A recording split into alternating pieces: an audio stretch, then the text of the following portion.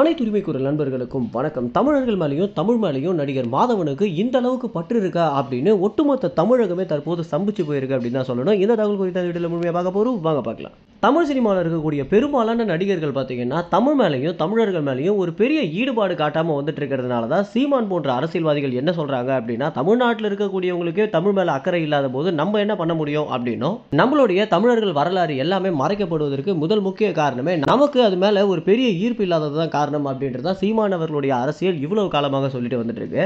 இப்படி இருக்கும்போது நடிகர் மாதவன் பார்த்தீங்கன்னா சீமான் இயக்கிய தம்பி அப்படின்ற ஒரு படத்தில் நடிச்சிருந்தாரு. அதில் உண்மையிலேயே சீமானாகவே வாழ்ந்திருக்காரு அப்படின்னு தான் சொல்லியாகணும். சீமான் மேடைகளில் பேச ஆரம்பித்த பிறகுதான் தம்பி கதாபாத்திரத்தில் மாதவன் நடிச்சிருக்கக்கூடிய ஒவ்வொரு விஷயங்களுமே சீமானை அப்படியே காட்டுற மாதிரி இருக்கு அப்படின்னு பல பேர் விமர்சித்து வந்திருக்காங்க. இப்படி இருக்கும்போது சீமானுக்கும் நடிகர் மாதவனுக்கும் ஒரு பெரிய நட்பு இருக்கு அப்படின்னும், அது மட்டும் இல்லாமல் அடுத்தடுத்து நிறைய படங்கள் பண்ண வேண்டியிருந்துச்சு. ஆனால் சீமான் அரசியலுக்குள்ள வந்த ஒரு காரணத்தினால தான் இந்த விஷயங்கள் எல்லாமே தடைப்பட்டு போயிருந்துச்சு அப்படின்றதையும் மாதவன் மற்றும் சீமான் இருவருமே நிறைய மேடைகளிலே சொல்லியிருந்தாங்க.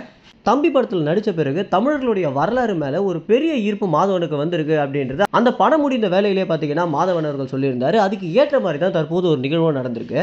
National council of educational research and ட்ரைனிங்கில் சிறப்பு விருந்தினராக மாதவன் அவர்கள் கலந்துட்டு இருந்தார். இந்த ஒரு இடத்துல பார்த்தீங்கன்னா, நான் பள்ளியில் படித்த போது பிரிட்டிஷோடைய ஆட்சி மற்றும் சுதந்திர போராட்டத்தை பற்றி 4 பாடங்கள் இருந்துச்சு. ஆனால் சோழர்கள், பாண்டியர்கள், பல்லவர்கள் பற்றி ஒரே ஒரு பாடம் மட்டும்தான் இருந்துச்சு. ஆங்கிலேயர்களும் முகலாயர்களும் நம்மளை வெறும் 800 ஆண்டுகள் மட்டும்தான் ஆட்சி செஞ்சிருந்தாங்க. ஆனால் சோழ பேரரசு பார்த்தீங்கன்னா 2400 ஆண்டுகளுக்கு மேலே பழமையாக வாய்ந்தது. இந்த விஷயத்தை பற்றி எதனால் ஒரே ஒரு பாடம் மட்டும் இருக்கு, இந்த வரலாறை நம்ம ஏன் இன்னும் நிறைய தெரிஞ்சுக்க கூடாதுன்னு நினைக்கிறாங்க, இந்த மாதிரியான விஷயங்களை முடிவு செய்வது யார் அப்படின்னு மாதவன் பார்த்தீங்கன்னா உச்சக்கட்ட கோபத்துக்கே போயிருக்காரு அப்படின்னு தான் சொல்லணும். நம்ம என்னென்ன படிக்கணும் அப்படின்றத தீர்மானிக்கிறது யாரு அப்படின்னா, அதை தீர்மானிக்கிறதுக்கு அவங்க யாரு அப்படின்னு மாதவனுடைய ஆதங்கத்தை கொட்டியிருந்தது பார்த்தீங்கன்னா பெரும்பாலான தமிழர்களை தற்போது ஈர்த்திருக்கு அப்படின்னு தான் சொல்லி ஆகணும். எந்த ஒரு நடிகருமே பேசுவதற்கே தயங்கக்கூடிய ஒரு சில விஷயங்களை மாதவன் எடுத்து பேசியிருக்கிறது பார்த்தீங்கன்னா அனைவருடைய கவனத்தையும் ஈர்த்திருக்கு அப்படின்னு தான் சொல்லணும். குறிப்பாக சீமான் என்ன சொல்லியிருந்தாரு அப்படின்னா, தம்பி என்னிடமிருந்து கத்துக்கிட்டது மட்டும் இல்லாம அவனுக்கு தமிழ் மேல இருக்கக்கூடிய பற்றுதான் இந்த ஒரு விஷயம் காட்டுது அப்படின்னும், இதை போன்ற எல்லா நடிகர்களும் இருந்துட்டாங்க அப்படின்னா நிச்சயமாக தமிழ்நாட்டில் வேற மொழிக்காரன் ஆட்சி செய்யணும்னு நினைக்க கூட மாட்டான் அப்படின்னு தான் சீமான் அவர்களும் சொல்லிட்டு வந்துட்டு இருக்காரு.